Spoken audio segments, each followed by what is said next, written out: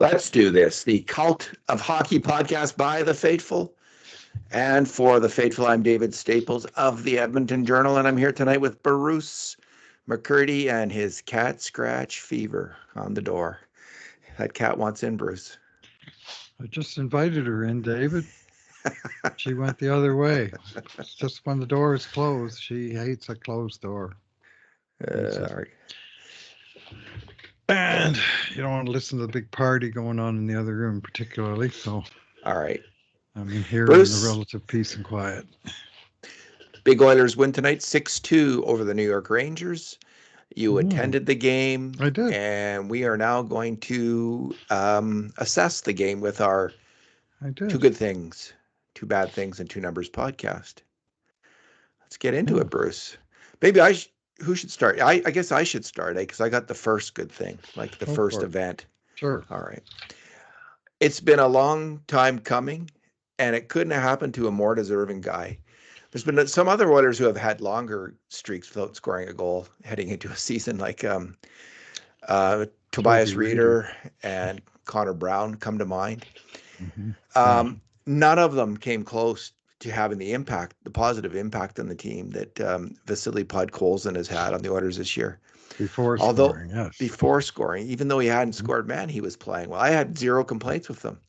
For a forward who hadn't scored a goal, he was getting it done. He's hitting, skating, back checking. His grade A shots plus minus, Bruce, is the third best on the team for wingers. After Hyman and Arvidsson, who are both out right now. So Vasily Podkolzin has been crushing it. And tonight he finally did it. He scored a goal, Bruce, and it was a big goal because the Oilers at that point in the game had been pounding shots. It was the 19th shot on net in the first period. Mm-hmm. They weren't, generally speaking, high quality chances. Just three of the 18 shots preceding the goal were grade A shots, but they had a lot of shots. And the fear is you get a lot of shots, you don't score, then the other team scores, and it's just frustrating as heck. But on this play, Draisaitl goes charging in up the wing, fairly deep into the zone, getting deep, and the goalie has to kind of respect when the Draisaitl's on the puck. You always got to be alert. And Draisaitl makes a no-look backhand pass, beautiful drop pass, back pass to Podkolzin, who fires it in from the top of the circles, just hammers it in. Beautiful goal, hit the post and in, I think. And it was wonderful. And the best thing, and I think you can see this behind me on the screen here. If I just move over a little bit. I took a photo off the TV. It was his reaction. His heavenward look. His prank, giving his thanks to Saint Tarasov or whoever it is that he is his deity. Mm-hmm. Anyway, it was a big moment for him. It was a big moment for him, Bruce. It was a big moment, and that was a big moment for the team. I think they were. I think they all loved it, and I think all the fans loved it because I think for a guy who hasn't scored, I think he's a very, very popular Edmonton Oilers. I think it speaks to the sophistication of Edmonton Oilers fans, both by the eye test and by at least by our analytics. I don't know how he does by other analytics, but by our analytics, he's been a very valuable contributor to the Edmonton Oilers. He creates a lot of grade A shots by passing the puck and by going hard to the net and by winning puck battles. So everyone's cheering for him. Yep. And what a key pickup, Bruce. I did a post earlier this week about how if Jackson screwed it up, did Bowman fix things somewhat or fix it? And, the trade that Bowman made, the trades Bowman made for Podkolzin and Emberson, the third-round pick for Emberson with a salary dump of Cody Ceci, and fourth-round pick for Podkolzin.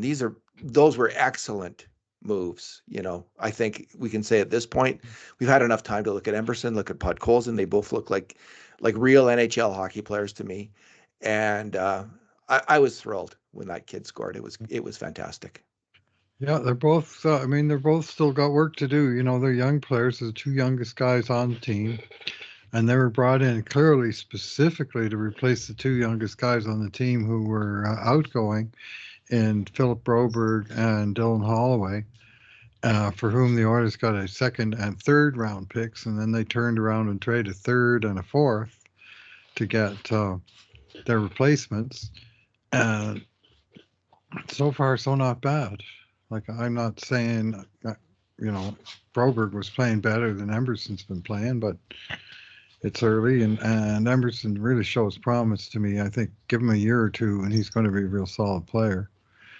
And Podkolzin's already fair. It's a little quicker usually for forwards than D-men in the NHL, and Pods has been he's been coming around. I mean, the other day I wrote that he was doing everything from banging the boards and making plays to killing penalties and punching faces. Everything but scoring goals.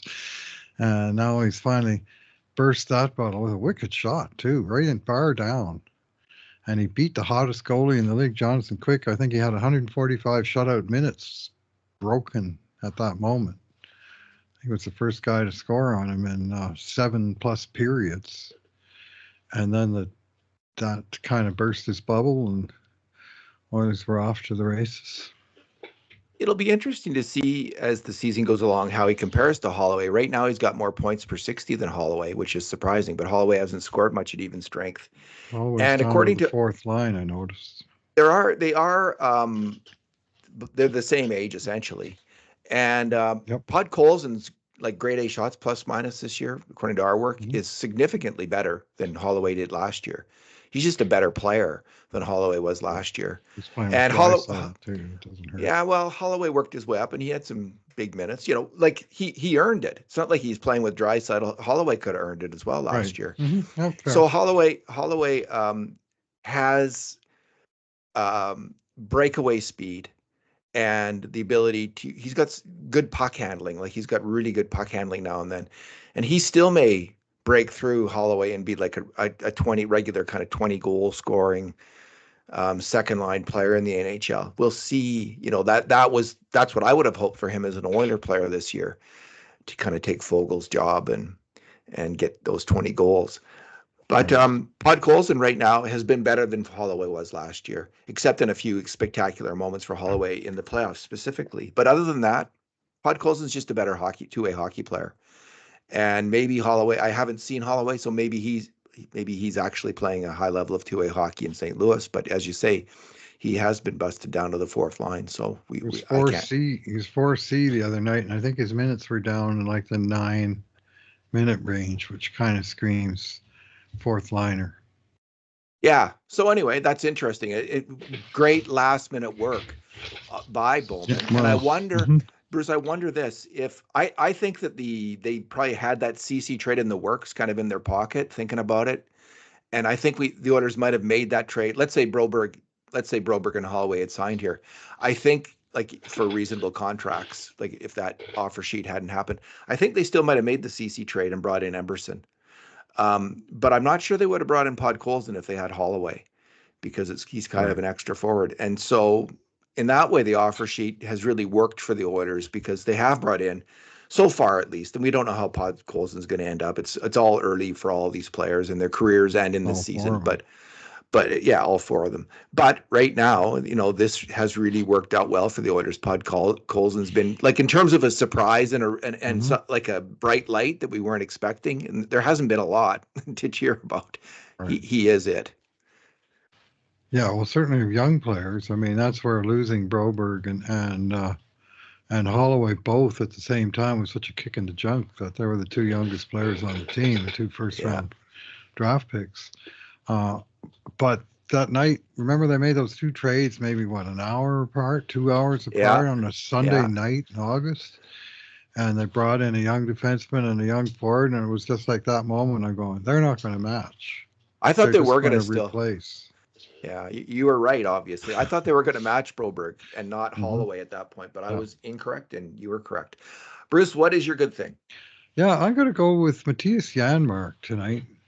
And I'm not the only one going with him. He was picked second star in the building, and I heard a lot of raving about him on the post-game show, and deservedly so. He was great in this game. I really liked this game. I love him on the penalty kill. And what I really like about him on the penalty kill is that when he gets the puck, even in his own zone, he's not just blindly firing it down the ice and heading for the bench. He's quite happy to pick it up, skate with it, take it down to the other end, kill some time off the clock, and either dump it in a safe spot in the corner or do what he did tonight and turn up the boards and see what happens. And what happened in this particular case, first of all, he won the race to the puck. They dumped it deep and he outraced the other defender to it. And then he got it and he took it along the end board and he's killed some seconds. And the Rangers power play, which, tends to happen, 2 power plays, because they usually only have 1 defenseman out there, or not a whole lot of sort of time and structure in their own end of the ice. And they just completely lost the plot. It was just a terrible play. Like, if we were doing Rangers, this would be our bad thing for sure.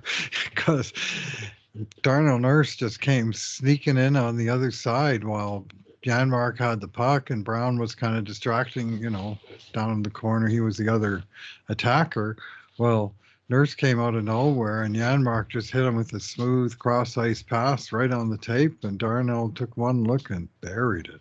Great shot. And that was first shorty of the year, for or against. There hasn't been a single one all year until tonight. Nice to get it on the plus side of the ledger. And the same guys, Brown and Janmark, that were doing all the damage for shorthanded goals in the playoffs. Not only were they killing penalties, they were the guys that when the Oilers did score, they were getting those goals. Well, this was them.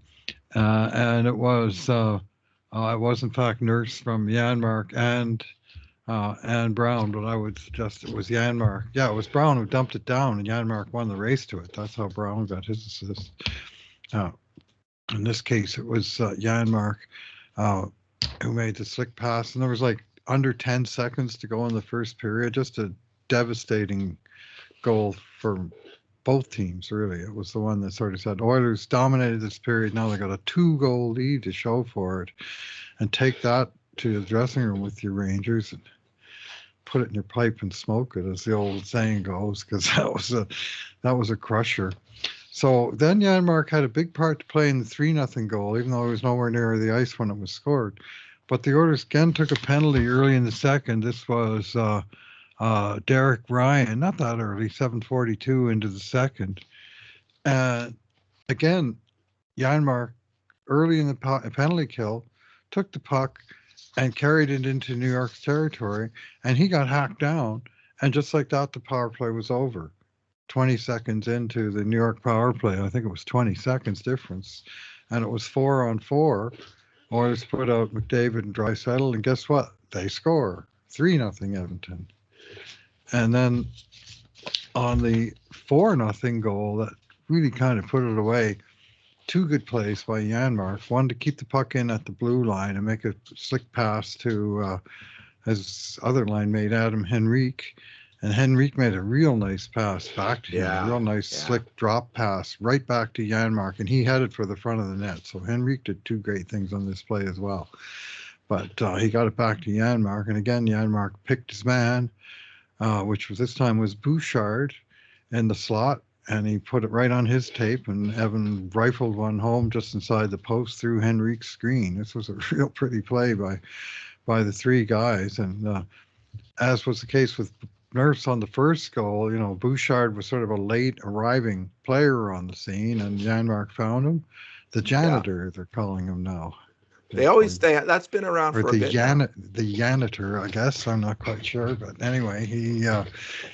beautiful pass again, and I just liked his skating. He's flying these days. Like he's always been. He impressed me as a fast skater when he was with Dallas, and when he's feeling it, he is a real smooth, fast skater, and also pretty slick with the puck. He never shoots the damn thing. Do you have any shots tonight? He did. He had 2. Okay, that's good. He had like 4 in the prior 11 games, but he had 2 tonight. But his plays tonight were passing and drawing that penalty. And I've just described goal number 2, number 3, number 4. Game went from 1-0 to 4-0, and the Oilers were cruising. And he had a big part to play in all 3 of them. So, hat tip to you, 2nd star, and earned it. Matias Janmark, great game tonight. I gave him 8 out of 10. It was a great game. Absolutely. And he was playoff. Janmark. That's what we saw in the playoffs. That's why he Yep. earned a 3-year contract. Yes. And it's the closest. Like if you think of Janmark in the playoffs, that's the kind of in some ways the closest I've seen to like an Esa Tikkanen kind of performance. Just someone hustling all over the ice, smart, making offensive plays, making defensive plays, and hitting. He was really quite physical in the playoffs. Something that he's smartly, you can't do that all year long, but he was really flying out there tonight, and things were going his way as well. But yeah, when he turns it on and he plays when he brings his A game, it's a very, very effective hockey game, and He's a smart that's player, why I'm right? glad they signed him. Like, Me too. there's been some criticism, including from me, about Henrique over McLeod. I've been, Yep. rethinking that one. But in terms of bringing Brown and Janmark back on, relatively inexpensive contracts, those were really good moves by the Oilers. They were good bets by the Oilers, and both of them are playing well this year, like as checking forwards, I think.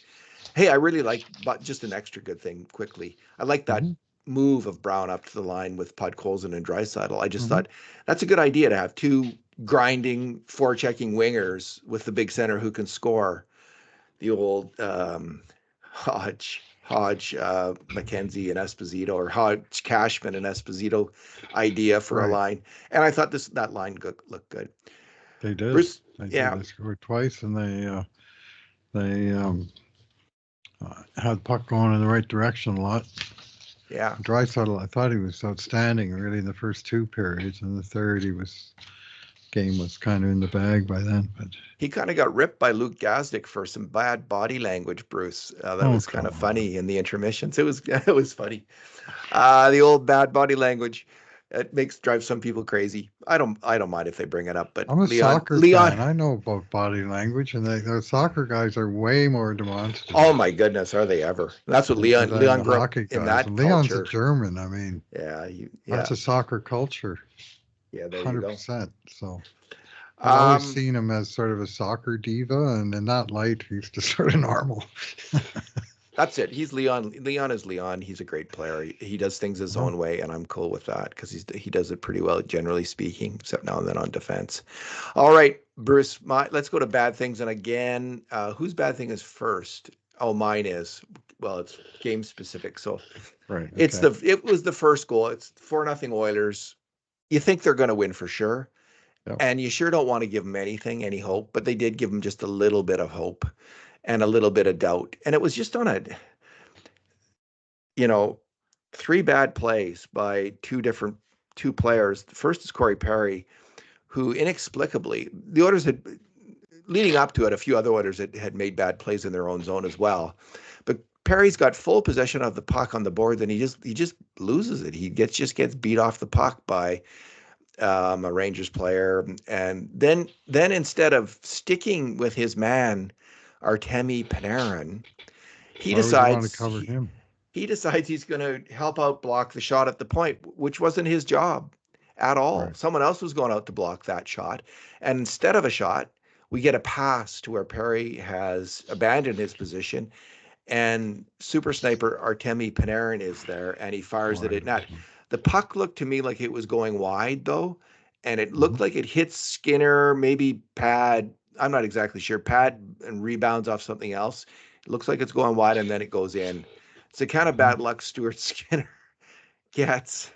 And he got it on that play. But I think if he just had let it go, it would have not been a goal. I think he helped put it in himself. So those are the plays but it was really, Perry still has a nose for the net, not necessarily in the top power play. But, I really think, like, if they're going to go with Perry and Ryan, they got to rotate these guys. Having both of them in the game does not work, which segues to Bruce's bad thing. Yeah, I got to single out Derek Ryan tonight, and it brings me no pleasure. He's been a favorite of mine for all the time he's been in Edmonton, which is a lot of time when you count the 4 years he was with the Golden Bears. When I watch him in university hockey, and I would not have guessed this guy is going to wind up playing the NHL for 10 years, which he's done. And, I respect the hell out of his career. And I've talked about this before, he kept getting better and better and better, right up to about age 34 or 35. He was still getting better. Well, now he's 37, and it seems like he's arriving at the cliff. And the cliff looks something like this. This is tonight's game. No points, -2 in a 6-2 win. Two penalties for what were they for? One was slashing and one was holding. The Oilers killed those off. They had his back and killing him off. But when he was on the ice, uh, shot attempts were 4 for Edmonton, 13 for Rangers. Shots on net were 8-2 Rangers. Scoring chances were 10-1 Rangers. Like, the Oilers were just getting clobbered. They just couldn't get the puck out of their own end. And I just thought he's looking old. And I mean, he is old, and it's starting to show. I mean, he's 37 Yeah. years old, and he's a small guy, and he's not like a super high skilled guy. And it just seems like suddenly the game is at a pace that's problematic for him. And like I say, no pleasure, but he kind of stood out tonight as a guy who wasn't keeping up with a very fast-paced game by both teams. Man, the Rangers were turning the puck up fast, and so were the Oilers. But when the Oilers' fourth line was on the ice, they were, on the back foot a little bit too often.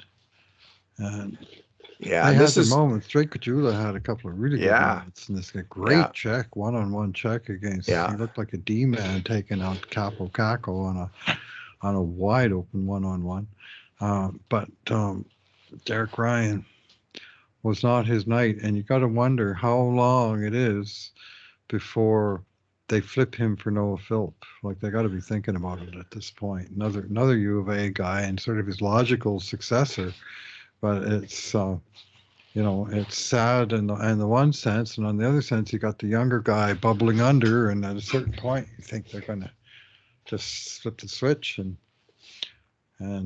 make a move, but who knows when. But games like this will not extend Derek Bryant's career a whole lot.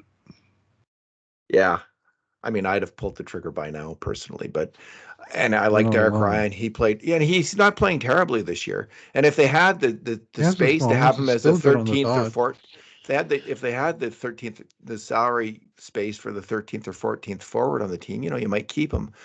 Although Kajula also had, like, after Skinner's turnover that led to a really dangerous shot by Johnny Brodzinski, which Mm-hmm. Skinner saved. Then there was going to be another shot coming in, and Kajula blocked that. So he had another really good play there. Like, he's much more, even as a 13th forward, I keep him over Ryan. Although Ryan, has the penalty killing aspect, and he's a center as well. So he's not. It's not like he's a terrible player. He's Mm-hmm. just probably not as good as Philp would be. And if he was playing every second, if they were putting him and Yeah, Perry alternating him, that would work as well. But they're not doing that. They're right. They're they're using they're him every game overplaying them because they've because only they got have 12 to. forwards. Yeah, So. that's right. Numbers, Bruce. I'll go since we're in rotation here. I'll go first again.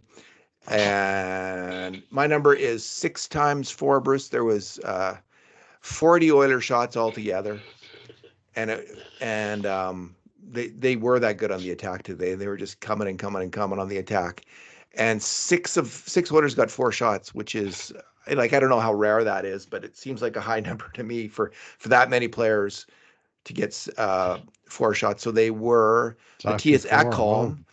Ekholm, who almost scored on a tip shot in the first. There was Nurse, who did score on his shot.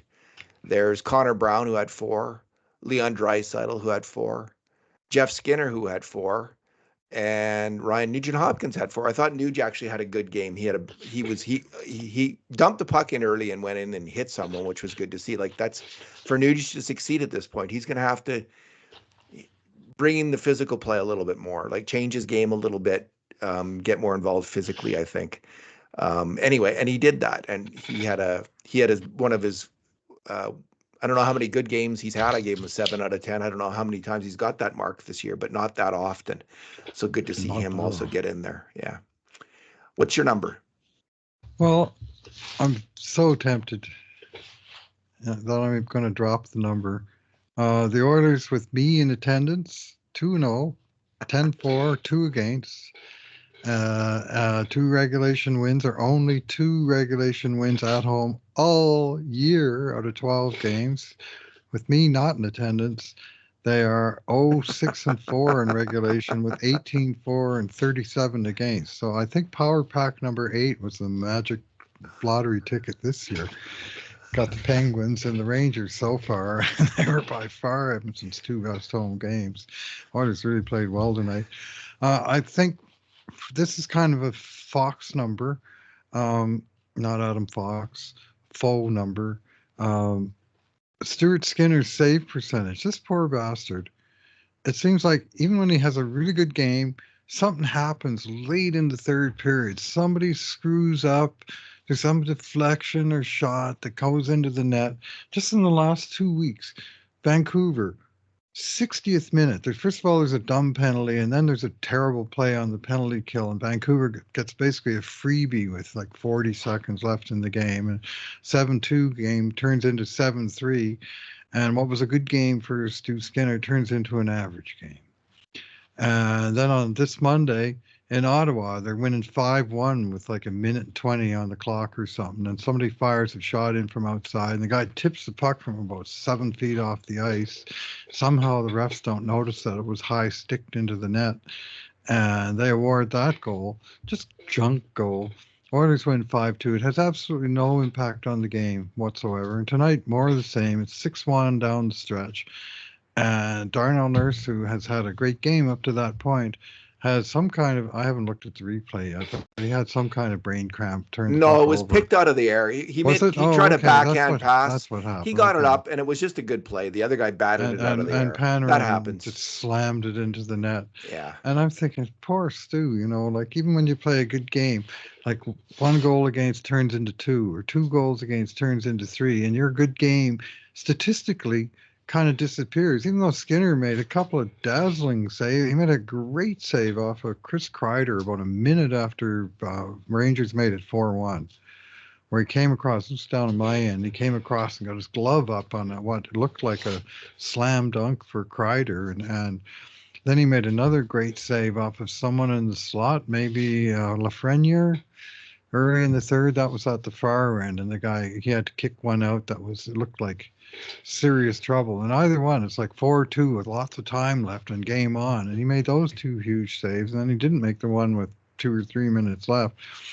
And he winds up with, this reflects on his stats. And when you look around at all the crap and abuse that he's been taking in the oilogosphere and on Twitter and stuff, and they're always talking about his save percentage and stuff, and like just those 3 goals, and there's been more, but just those 3 goals is the difference between save percentage of 882 and 888, which is still not great, but it's the difference between goals against at 3.23 and 3.03, and that's pretty significant because it's a 3-goal league. Like 3 is pretty average, and it just sort of, on his bad nights, his stats go up, and on his good nights, they don't come down because something always happens at the end of the game. And I kind of feeling for him. Like, I thought he had an excellent game tonight, facing 35 shots from a really highly skilled team, and he made some really fine saves. And what do we have, grade A shots? How many against? 15-10. 15 to For- 10 and for the for Oilers, Edmonton? and Yeah. 7-3 for the 5 alarm shots. Okay. So some of them missed the net, some of the really dangerous looking ones. Mhm. Yeah, I thought he was good. He did make a mistake, I thought, on the one that got by him there, and Right, he did right. make a And I have turnover. to He watch did the- turn over the puck that led to a really dangerous scoring chance as well by Right. Brodzinski. So there was a couple gaps, but he was otherwise he was pretty good. And He was a better goalie on the ice in this game. hard not to bring up the save percentage though, Bruce, because No, I understand. it is the lowest save percentage heading into the game. The lowest save percentage of the McDavid era was Stuart Skinner. So other than the 5-game stint of Jack Campbell last year, so it was starting to hit over the head. Like I don't like picking on him either, and I like him as I think there's a good chance he's going to turn this around and Mm-hmm. have another really good hot streak. But he's just been off kilter.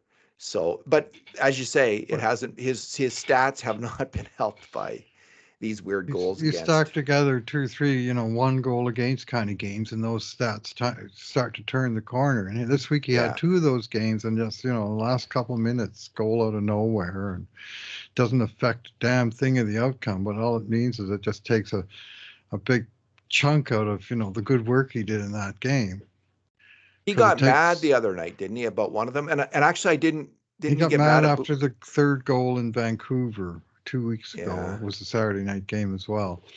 And they scored in the last minute after the dumb penalty and the dumb turnover, and a 2 goal against game, which is a good game for a goalie, suddenly turned into a 3 goal against meh kind of mid game, and he played well in that game, and he won the game. He won all 3 of the games I'm talking about comfortably. He got lots of goal support, but he played well, and then just the sort of junk happened right at the end, and it's impacting his stats even as he's winning those games. So I'm I just didn't like saying him he's getting not mad. quite as bad as some of those stats might say, and Yeah.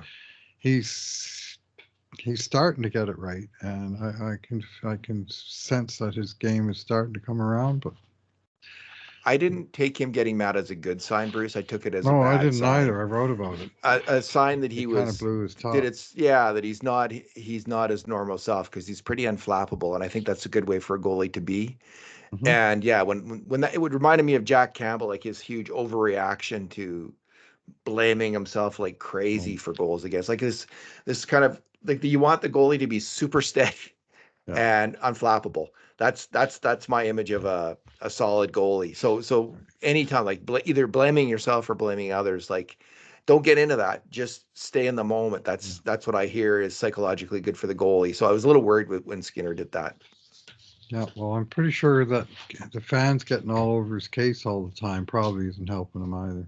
Yeah, sure. Just Nice to see Darnell Nurse smiling after the game and after he scored, because like us included, he's been getting a lot of criticism in he had Edmonton an in the excellent last. game. He Bruce he had a really good game, and he was playing really good before the injury. Nice to see him come back and like Played so head well. now I was head now worried into that it this. might Yeah, he didn't talk look him too off the worse for rails. wear. He didn't look too worse for wear in the post game interview. He didn't look all banged up or anything. So in his A face, like black eye, but yeah, otherwise, yeah.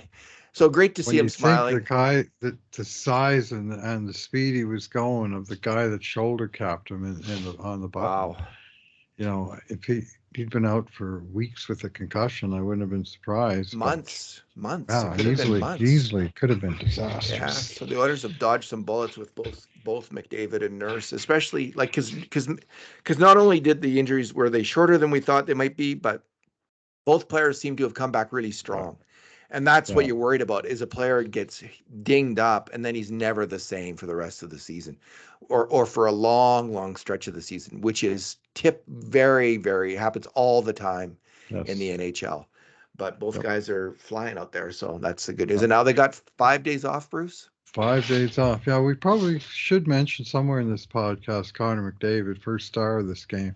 2 beautiful goals, 1 beautiful Yeah, assist. yeah. And I tell you live, like the skating this guy does. There was one time where he came through the neutral zone and he was going like left to right from my view. And then he made one cut and he was going right to left. And it was like he did about 140-degree cut, like a zigzag, a full, real acute angle cut.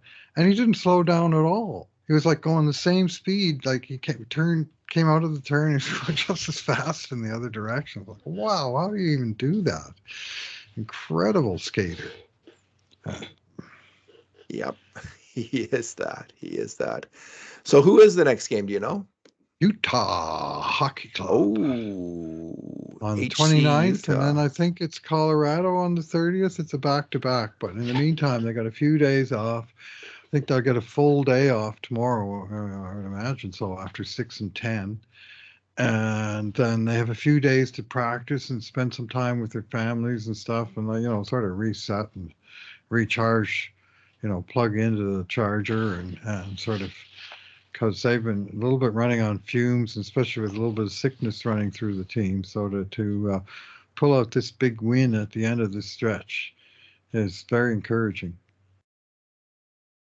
Oh, it was great. It was really needed for this team, and great to see. Bruce, let's leave it there. Thanks for talking tonight. Thanks for listening, everyone.